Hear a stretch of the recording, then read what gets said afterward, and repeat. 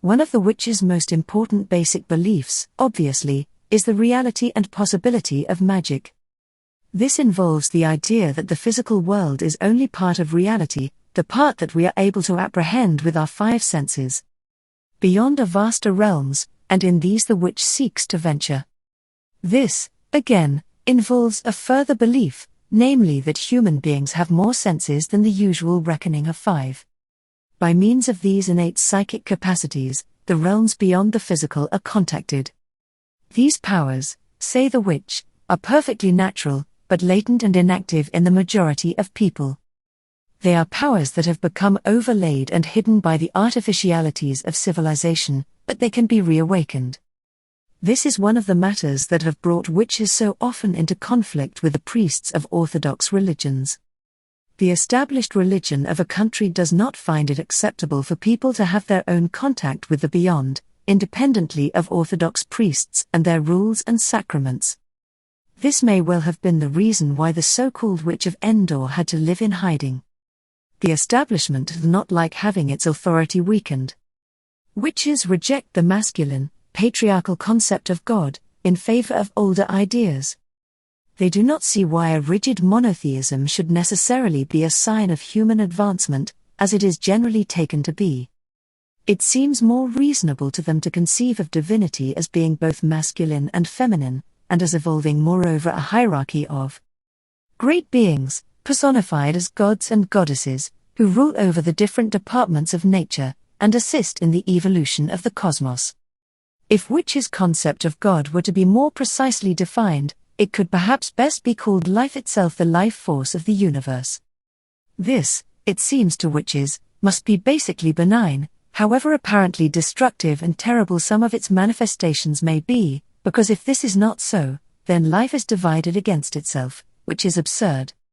Moreover, it must be supreme wisdom, because of the wonder and beauty manifested in its myriad forms.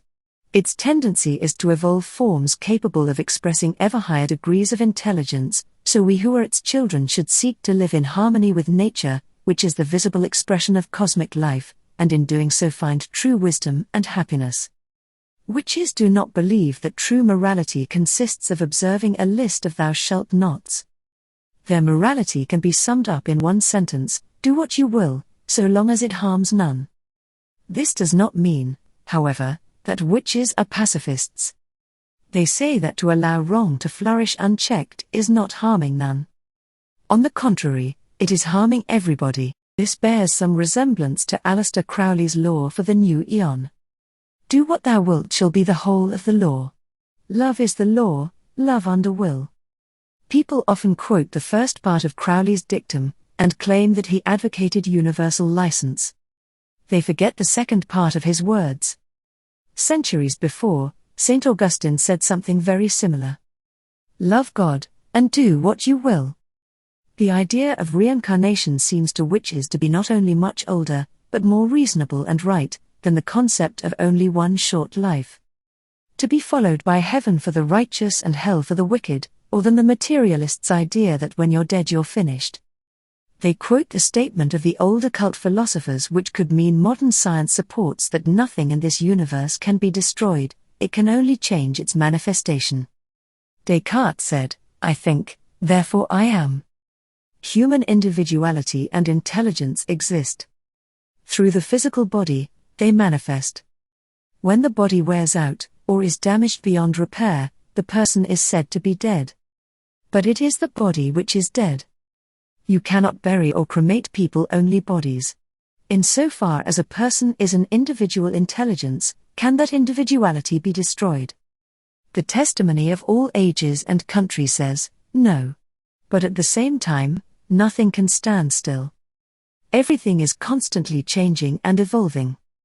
To be imprisoned in the personality of John Smith or Jane Brown for all eternity is no more consonant with cosmic jaw than being annihilated. Here we may notice the derivation of the word personality. It comes from persona, a mask. There is that in us which truly says, I am. The personality is the mask, it wears a new one for each incarnation.